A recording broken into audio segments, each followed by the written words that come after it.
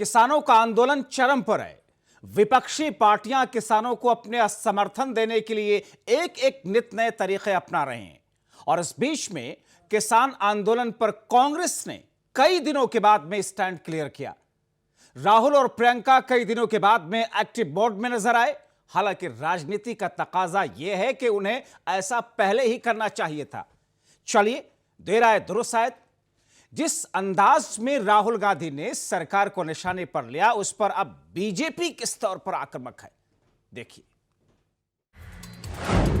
किसान आंदोलन पर सियासत तेज, सड़क पर उतरी कांग्रेस का विरोध, राहुल प्रियंका के निशाने पर आई सरकार। नए कृषि कानून को लेकर कई दिनों के बाद एक्टिव मोड में कांग्रेस दिखाई दी। सड़क पर उतरी है कांग्रेस। सरकार के खिलाफ हल्ला बोला गया, विरोध जताया गया, संदेश दिया गया। बीजेपी नरेंद्र मोदी जी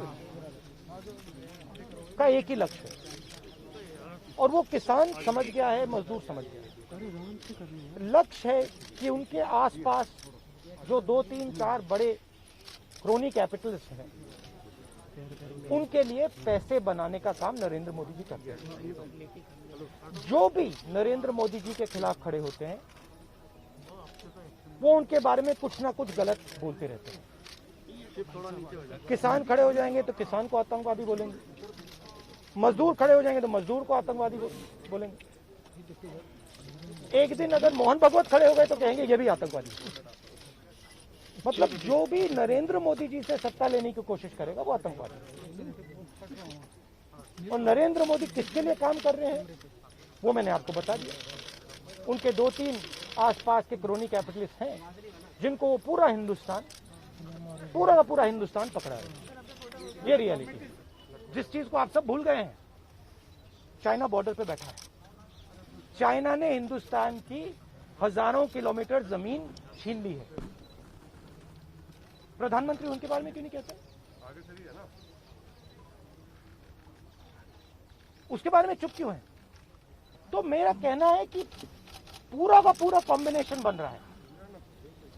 एक तरफ आप अपने सिस्टम को तोड़ रहे हो, आप अपने लोगों को लड़ा रहे हो, आप अपने किसान को मार रहे हो, मजदूर को मार रहे हो, और दूसरी तरफ बाहर से फोर्सेस देख रही हैं, कह रहे हैं कि बहुत अच्छा है, नरेंद्र मोदी हिंदुस्तान को कमजोर कर रहा है और हमारे लिए अच्छी अपॉर्चुनिटी बनने जा रही है। मैं देश को बता रहा हूं,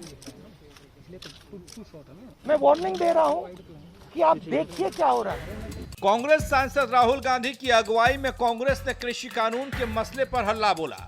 हालांकि राष्ट्रपति भवन तक मार्च का आह्वान किया गया था, लेकिन इसकी इजाजत नहीं मिली। फिर इजाजत मिली तो राहुल समेत कुल 3 नेता ही राष्ट्रपति से मिले, उन्हें ज्ञापन सौंपा। करीब 2 करोड़ किसानों के हस्ताक्षर वाला कागज दिया गया और फिर अपने विश्वास के आवेश में आकर मोदी सरकार पर जमकर बरसे। राहुल से इसी दौरान जब लोकतंत्र को लेकर सवाल हुआ तो कह दिए किस देश की बात कर रहे हैं, इंडिया में कोई लोकतंत्र नहीं है वो सिर्फ आपकी सोच है, सच्चाई में ऐसा कुछ नहीं। वो तो तरीका है, इनका तरीका है डिटेन करना, मारना पीटना, ये इनका तरीका है। बट हम नहीं। ये आप किस देश की बात कर रहे हो? ये कौन सी देश की बात कर रहे हो? डेमोक्रेसी या मतलब कौन से देश की बात कर रहे हो? इंडिया की बात कर रहे हो? इंडिया में कोई डेमोक्रेसी नहीं है। डेमोक्रेसी इंडिया में ये मतलब आपके इमेजिनेशन में हो सकती है, मगर रियलिटी में है नहीं।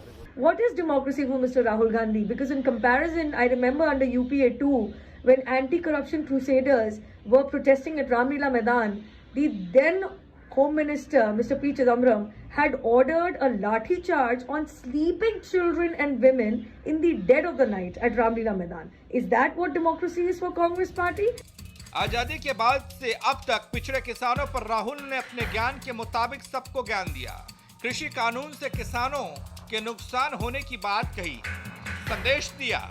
किसान तब तक आंदोलन करेंगे जब तक कानून वापस नहीं होगा, तब तक कोई वापस नहीं जाएगा अपने गांव। तो फिर क्या कांग्रेस ही किसानों की नुमाइंदगी कर रही है? राहुल की बातों से तो यही लगता है, लेकिन आंदोलन कर रहे किसान क्या ऐसा मानते हैं? और क्या मान लिया जाए कि किसान आंदोलन का राजनीतिकरण हो चुका है? वैसे देश में होने वाली हर घटना पर राहुल एडवांस में ज्ञान दे देते हैं। मैं एडवांस में चीज बोल देता हूं। मैंने कोरोना के बारे में बोला था कि नुकसान होने जा रहा है, उस समय किसी ने नहीं बात सुनी, और आज मैं फिर से बोल रहा हूं, किसान के सामने, मजदूर के सामने कोई भी शक्ति नहीं खड़ी हो सकती। अगर प्रधानमंत्री जी ने कानून वापस नहीं लिए, सिर्फ बीजेपी को नहीं, सिर्फ आरएसएस को नहीं, देश को नुकसान होने जा रहा है। हाथरस जाते अरेस्ट करते हो, तो एआईसी से हंसते, हमारे एमपी को बाहर नहीं निकलने देते हो, और फिर कहते हो कि भैया मतलब सब कुछ ठीक है। और prime minister needs to realise that there is a limit to this. आपने थोड़ा सा करना है, आपने 2-3 लोगों की मदद करनी है, थोड़ा सा करना है, आप कर सकते हो। बट जिस प्रकार से नरेंद्र मोदी कर रहे हैं, मैं फिर से दोहरा रहा हूं, हिंदुस्तान के किसी भी युवा को रोजगार नहीं मिलेगा। सारे छोटे बिजनेस, सारे मिडिल साइज बिजनेस खत्म हो जाएंगे। हिंदुस्तान के एग्रीकल्चरल सिस्टम में कौन इन्वेस्ट करेगा और कौन पैसा बनाएगा? हिंदुस्तान के एग्रीकल्चरल सिस्टम में आज तक किसान ने इन्वेस्टमेंट किया है, मजदूर ने इन्वेस्टमेंट किया है। ये जो जवान हमारी सेना बॉर्डर पे खड़े हैं, इनके माता पिताओं ने किया। इन्वेस्टमेंट ये करते हैं, और रिटर्न किसको मिलता है? रिटर्न 2-3 उनके उद्योगपति मित्रों को मिलता है। ये पूरा देश जानता है, पूरा देश इस बात को समझता है कि इन्वेस्टमेंट हम करते हैं। काउंटर करने की जरूरत, काउंटर, आप क्या बात कर रही हैं काउंटर करने, आप क्या बात कर रही हैं काउंटर करने के? मतलब आपको ये नहीं मालूम कि अरे भाई आपको क्या, आप क्या हिंदुस्तान के किसान को बेवकूफ समझती हैं? तो फिर अगर आपको समझे तो उसको कैसे समझ नहीं है? अगर ये यहाँ पे लाखों लोग बैठे, हजारों लोग जो बैठे हैं दिल्ली के बाहर, क्या ये सुनिए, ये जो लाखों लोग आए, क्या ये मिठाई खाने आए? क्या इनको समझ नहीं क्या हो रहा है? इनको समझ नहीं क्या हो रहा है? इनको मालूम है, क्लियरली मालूम है, इनको मालूम है नरेंद्र मोदी चोरी कर रहा है। इनको मालूम है कि ये दिन भर इन्वेस्टमेंट करते हैं, 24 घंटा इन्वेस्टमेंट करते हैं, और उधर इन्वेस्टमेंट कहीं और जाता है, रिटर्न कहीं और जाता है। वैसे कोरोना काल में एक बार फिर से कई दिनों के विराम और अंतराल के बाद जिस तरह कांग्रेस महासचिव प्रियंका गांधी दिल्ली की सरजमी पर सियासी संग्राम के लिए आमादा हैं, किसानों की बात कहकर सैकड़ों कार्यकर्ताओं के साथ विरोध जताने के लिए बेताब दिखी। लेकिन दिल्ली में धारा 144 है, ऐसे में मार्च निकालने पर अड़े कांग्रेस नेताओं को हिरासत में लिया गया। कांग्रेस महासचिव प्रियंका गांधी वाड्रा को भी इस दौरान हिरासत में लिया गया और गाड़ी में बैठाकर थाने ले जाया गया। जिम्मेदारी लेनी पड़ेगी। सरकार 5 सालों के लिए, 6 सालों और 7 सालों के लिए नहीं चल सकती। अगर आप सिर्फ विपक्ष को हर चीज की जिम्मेदारी दे रहे हैं, आपकी जिम्मेदारी है किसानों की आवाज को सुनना, आपकी जिम्मेदारी है, सरकार की जिम्मेदारी है। इस जनता के प्रति सरकार जवाबदेह है। सर मेरा आखिरी सवाल है, ये पहली बार नहीं है, और प्रेसिडेंट से पहले भी अपोजिशन पार्टी ले चुकी है, ये दूसरी बार है, कोई ना कोई हल निकलेगा। आपको क्या लगता है? How hopeful you are? देखिए, हल तब निकलेगा जब सरकार किसान की आवाज सुनेगी, तब हल निकलेगा। लेकिन कांग्रेस के किसान आंदोलन को लेकर बीजेपी समेत और दलों की प्रतिक्रियाएं क्या हैं, वो भी जान लीजिए। जहां प्रियंका जी को अरेस्ट किया गया, उनको गिरफ्तार किया गया, तो ये तानाशाही कहलाएगी? क्योंकि लोकतंत्र में और प्रजातंत्र में हमको अधिकार है कि हम अपनी बात रख सकें, सरकार का विरोध कर सकें।